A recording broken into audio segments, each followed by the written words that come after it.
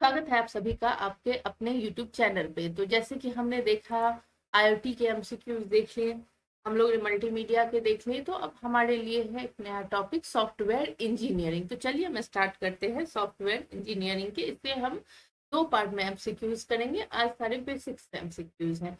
तो हम आते हैं क्वेश्चन नंबर फर्स्ट पे। हमारा फर्स्ट क्वेश्चन क्या है? Software engineering is mainly concerned with, ये पूछ रहा है जो हमारा सॉफ्टवेयर इंजीनियरिंग किससे कंसर्न है। तो पहले हम जान लेते हैं जो सॉफ्टवेयर इंजीनियरिंग क्या होता है। तो सॉफ्टवेयर इंजीनियरिंग एक ऐसा इंजीनियरिंग है जिससे हम कंप्यूटर सिस्टम या कोई भी इलेक्ट्रॉनिक डिवाइस के लिए सॉफ्टवेयर डेवलप करते हैं। और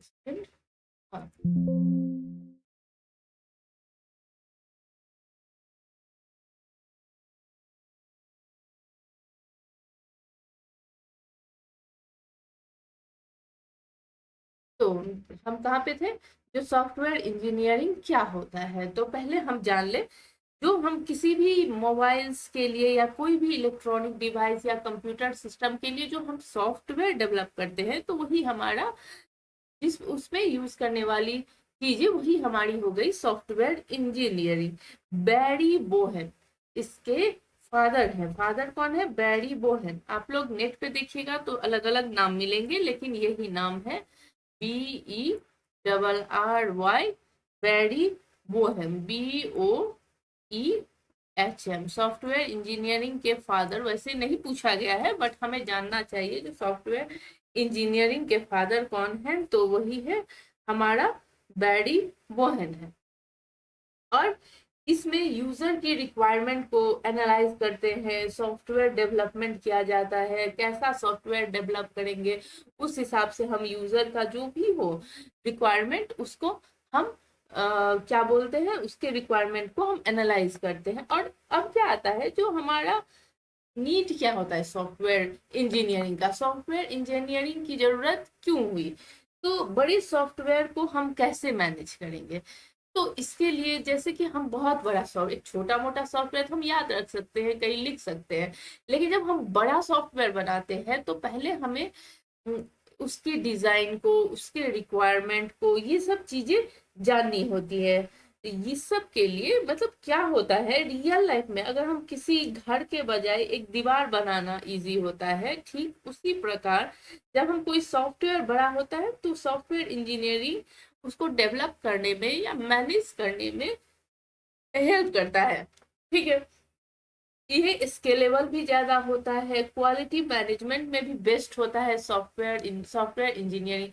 अगर हम सॉफ्टवेयर इंजीनियरिंग में मान लीजिए कोई भी मॉडल बनाते हैं, हम मॉडल का भी पढ़ेंगे, तो हम मॉडल बनाते हैं और फिर अगर सपोज करिए हमें कोई भी सॉफ्टवेयर डेवलप कर ली उस मॉडल के हिसाब से, और फिर हमारा जितने भी सॉफ्टवेयर होते हैं उसमें तो ये चेंजेस आते ही रहते हैं, तो वो चेंजेस करेंगे कैसे? हम मॉडल्स देखेंगे जो हमारा कौन सा कोड कहाँ है, हमारे कौन से चीज कहाँ पे लगी है, कौन सा चीज यूज हुआ है, तो हम उस मॉडल के थ्रू ये जान लेंगे जो अच्छा इसमें कैसे काम हुआ है, और उस काम के हिसाब से हम उसमें चेंजेस कर लेंगे। तो हो गया ना सॉफ्टवेयर इंजीनियरिंग से क्वालिटी मैनेजमेंट हो गया। डायनेमिक नेचर भी होता है हमारा सॉफ्टवेयर इंजीनियरिंग, क्योंकि सॉफ्टवेयर हम देखते हैं हमेशा अपडेट होता है, इसीलिए वो डायनामिक नेचर भी कहलाता है और बड़े सॉफ्टवेयर को मैनेज करने में भी अच्छा होता है।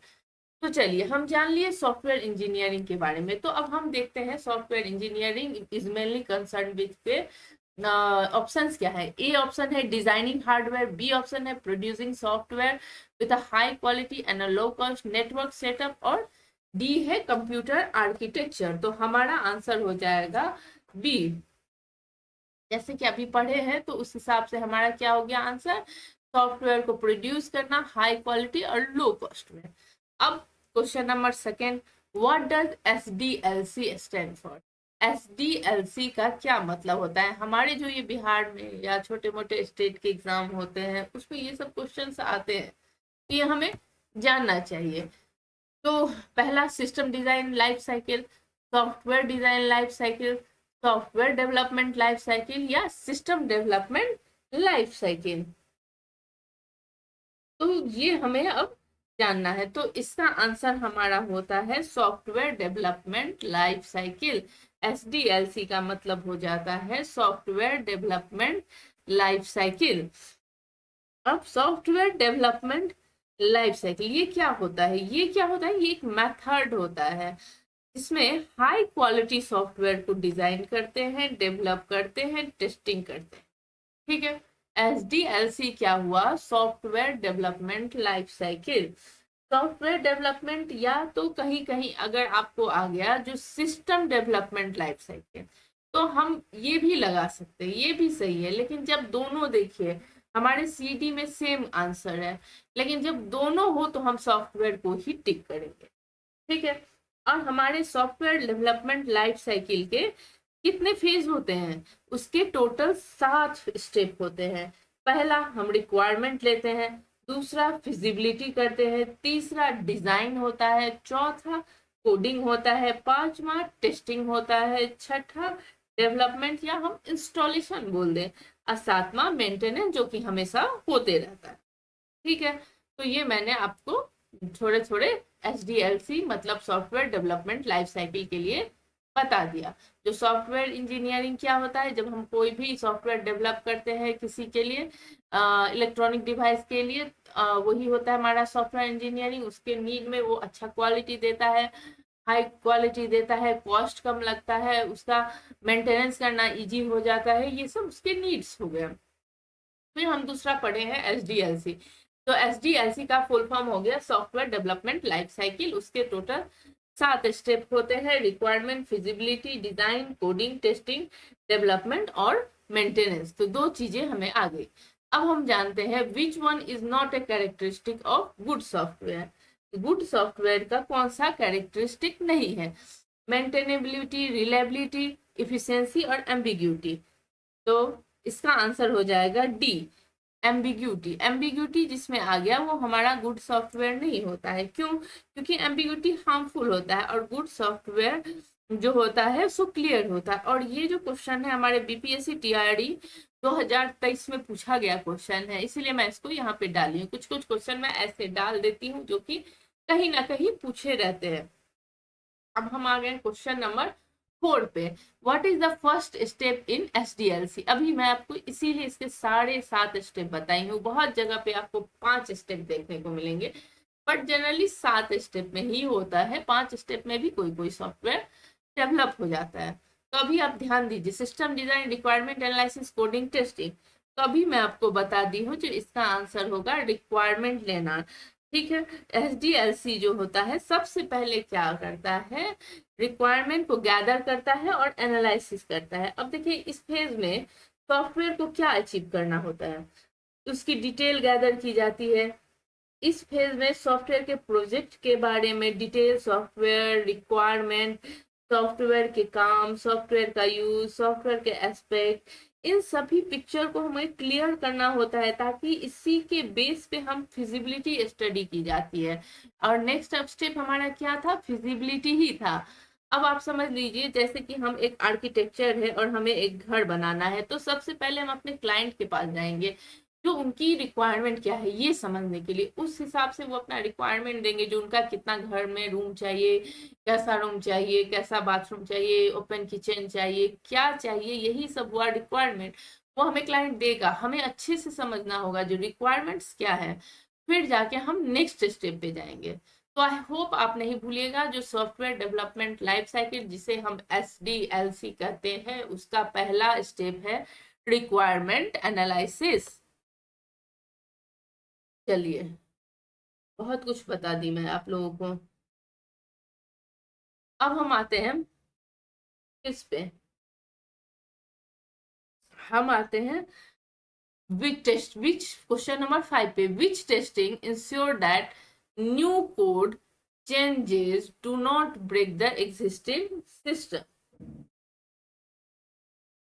ठीक है, न्यू कोड क्या पूछ रहा है, मतलब कौन सा ऐसा टेस्टिंग? हमारे पास बहुत सारे टेस्टिंग है, उसमें से एक क्वेश्चन है जो कौन सा ऐसा टेस्टिंग है जो नया कोड में चेंज जो करेगा, उसके कारण हमारा जो एग्जिस्टिंग सिस्टम उसमें कुछ भी चेंजेस नहीं होगा। Unit testing, regression testing, integration testing और वैलिडेशन टेस्टिंग। तो हम अब जानते हैं थोड़ा बहुत टेस्टिंग के बारे में। जब हम टेस्टिंग पे आ ही गए तो टेस्टिंग को जान लिए। टेस्टिंग क्या होता है?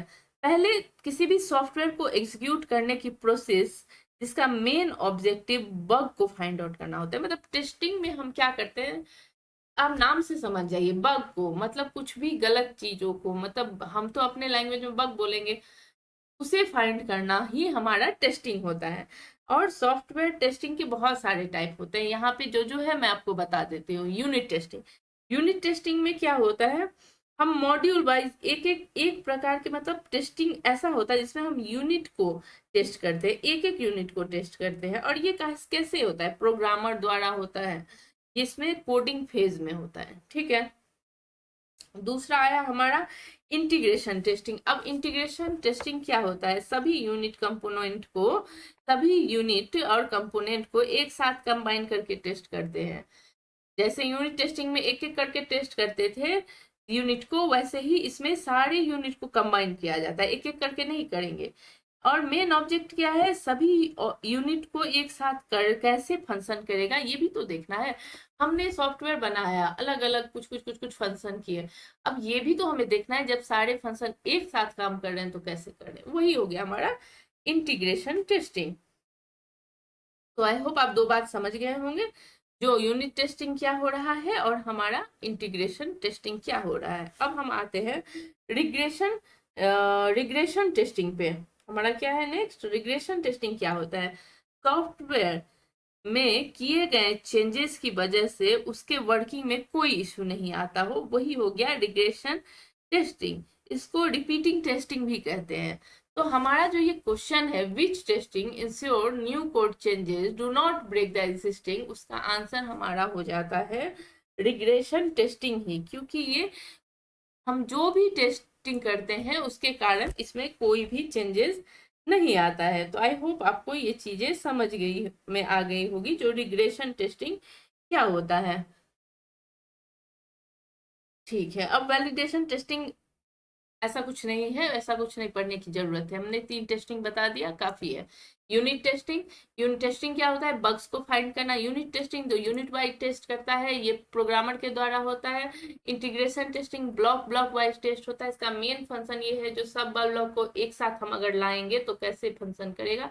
रिग्रेशन टेस्टिंग हमने अभी देखा, जो इसमें कुछ भी चेंजेस करेंगे तो वो अपना कोई भी एग्जिस्टिंग सिस्टम में चेंजेस नहीं करेगा, इसको रिपीटिंग टेस्टिंग भी कहते हैं। क्वेश्चन नंबर 6 कहता है, is a software development activity that is not A part of software process, validation, specification, development और डिपेंडेंसी। तो यहाँ हो गया इसका आंसर डिपेंडेंसी। डिपेंडेंसी हो गया एक ऐसा सॉफ्टवेयर हो गया जो कि एक्टिविटी हो गया जो सॉफ्टवेयर प्रोसेस का पार्ट नहीं है, मतलब ये एक्सटर्नल इंडिपेंडेंस लाइब्रेरी है।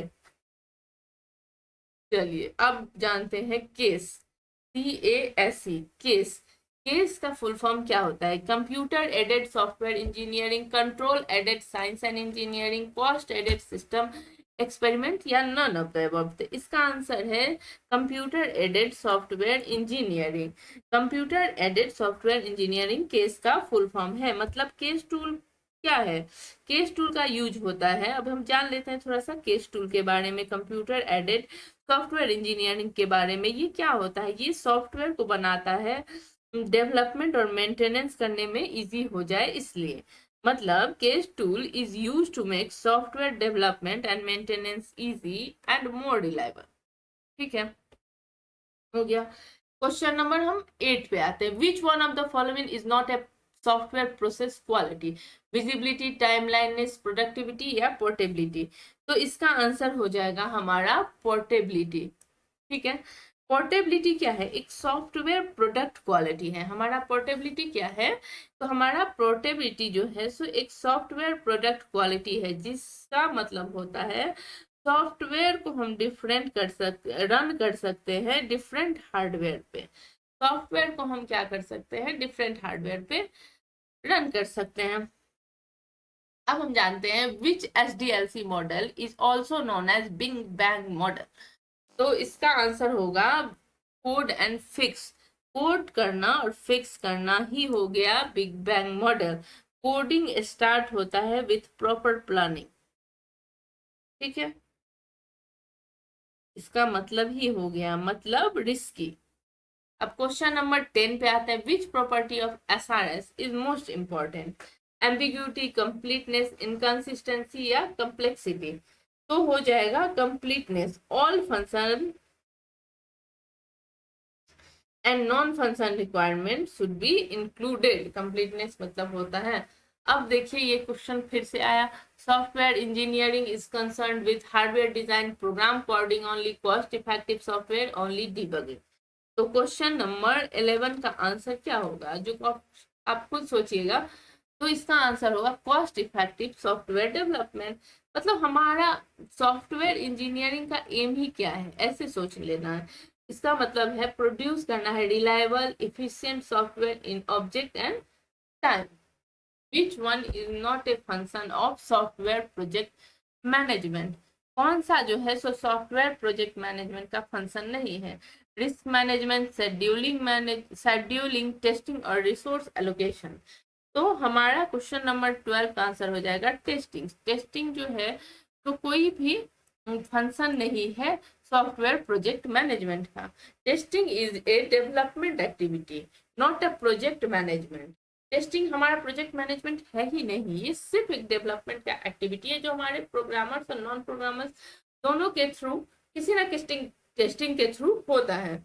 और ये जो है प्रोजेक्ट मैनेजमेंट क्या करता है, उसका फोकस होता है शेड्यूलिंग, रिसोर्स एलोकेशन। टेस्टिंग का काम होता है बग्स फाइंड करना।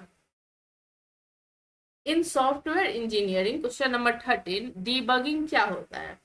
डीबगिंग क्या होता है? डीबगिंग का मतलब होता है identify plus fix error. Identify करना और फिक्स करना एरर को, कब? After testing रिवेल them. जब हम टेस्टिंग करते हैं तब डीबगिंग का यूज होता है, उस बग्स को आइडेंटिफाई और फिक्स करना। In software engineering debugging is finding the cause of an error और correcting it, b preventing an error before it occur, C writing test cases, D checking system performance। तो इसका answer हो जाएगा finding the cause of an error and correcting it. Which one of the following is not a black box testing? Black box testing कौन सा नहीं है? Boundary value analysis, equivalence partition, decision table testing या control flow testing? तो हमारा control flow जो है सो हमारा व्हाइट बॉक्स टेस्टिंग है। लेकिन ये क्वेश्चन नंबर 14 का आंसर हो गया हमारा डी। ये क्या है, हमारा व्हाइट बॉक्स टेस्टिंग है। और बाकी जो हमारे boundary value analysis, equivalent partition या डिसीजन टेबल, ये हमारा हो गया व्हाइट बॉक्स टेस्टिंग। अब देखिए, अब मैं जब टेस्टिंग का बात करती हूँ तो मैं टेस्टिंग पे कुछ ना कुछ बताना चाहती हूँ, क्योंकि आज मेरा पर्पस ही था जो सॉफ्टवेयर के इंजीनियरिंग के बारे में बताना, उसके स्टेप्स के बारे में बताना और टेस्टिंग के बारे में बताना। इससे आगे मैं नेक्स्ट क्लासेस में आप लोगों को बताऊंगी आज मॉडल्स वगैरह। तो चलिए हम अभी जानते हैं ब्लैक बॉक्स, व्हाइट बॉक्स और ग्रे बॉक्स टेस्टिंग के बारे में। तो ब्लैक बॉक्स टेस्टिंग में क्या होता है, कोई भी नॉलेज ऑफ कोड नहीं होता है, किसी को नॉलेज नहीं होता है कोड का। व्हाइट बॉक्स टेस्टिंग में हमें नॉलेज होता है, पूरा नॉलेज होता है कोड का। और ग्रे बॉक्स टेस्टिंग पार्शियल, दोनों के बीच का होता है, ब्लैक व्हाइट के बीच का। अब ब्लैक बॉक्स टेस्टिंग फंक्शनैलिटी और बिहेवियर पे फोकस करेगा, लेकिन व्हाइट बॉक्स टेस्टिंग क्यों, देखिए इसके पास तो कोड का नॉलेज नहीं है तो ये क्या देख के टेस्ट करेगा, तो उसका बिहेवियर देखेगा सॉफ्टवेयर का, उसका फंक्शन देखेगा कैसे काम कर रहा है, white box testing sorry black box testing. लेकिन व्हाइट बॉक्स टेस्टिंग को तो पूरा नॉलेज है कोड का, तो वो इंटरनल कोड एंड लॉजिक्स पे फोकस करता है। और ग्रे बॉक्स टेस्टिंग जो है सो दोनों का कॉम्बिनेशन है। ठीक है, अब आप समझ गए, जो व्हाइट बॉक्स टेस्टिंग के पास कोड का नॉलेज नहीं होता है, ब्लैक बॉक्स टेस्टिंग के पास कोड का नॉलेज नहीं होता है, व्हाइट बॉक्स टेस्टिंग के पास कोड का नॉलेज होता है, लेकिन ग्रे बॉक्स टेस्टिंग जो है सिर्फ पार्शियल नॉलेज में होता है। ठीक है, और इसीलिए ब्लैक बॉक्स टेस्टिंग जो होता है फंक्शन और बिहेवियर पे फोकस करेगा, व्हाइट बॉक्स जो है so internal code and logics पे करेगा, और ग्रे बॉक्स जो है सो कॉम्बिनेशन है दोनों का। अब देखिए ब्लैक बॉक्स कौन परफॉर्म करता है, या तो टेस्टर करेगा, कोई ना कोई तो टेस्टिंग करता है ना, ये सब तो आप लोग समझते होंगे। तो किस तरह का इंसान करता है, तो टेस्टर करेगा या तो क्वालिटी एश्योरेंस इंजीनियर, ये दो जो है सो ब्लैक बॉक्स टेस्टिंग का परफॉर्म कर सकते हैं। और व्हाइट बॉक्स टेस्टिंग जो है सो डेवलपर के द्वारा परफॉर्म किया जाता है। ठीक है। फिर है grey box, tester with some knowledge of code. ठीक है, ये करेगा हमारा ग्रे बॉक्स टेस्टिंग का। अब हमें ये तीन चीज पता चल गया। अगर ये नहीं पूछे, कुछ और भी पूछ रहा है black box, white box, grey box से, तो आई होप आपको इसका आंसर आता होगा। मेरा पर्पस ही आप लोगों को कंसेप्ट देना, जो कुछ भी पूछ रहे, कितना भी घुमा के पूछ रहे, हम आंसर तो करेंगे। In coupling and cohesion, which one is most desirable? Content coupling, low cohesion; data coupling, high cohesion; control coupling, low cohesion; stamp coupling and high cohesion.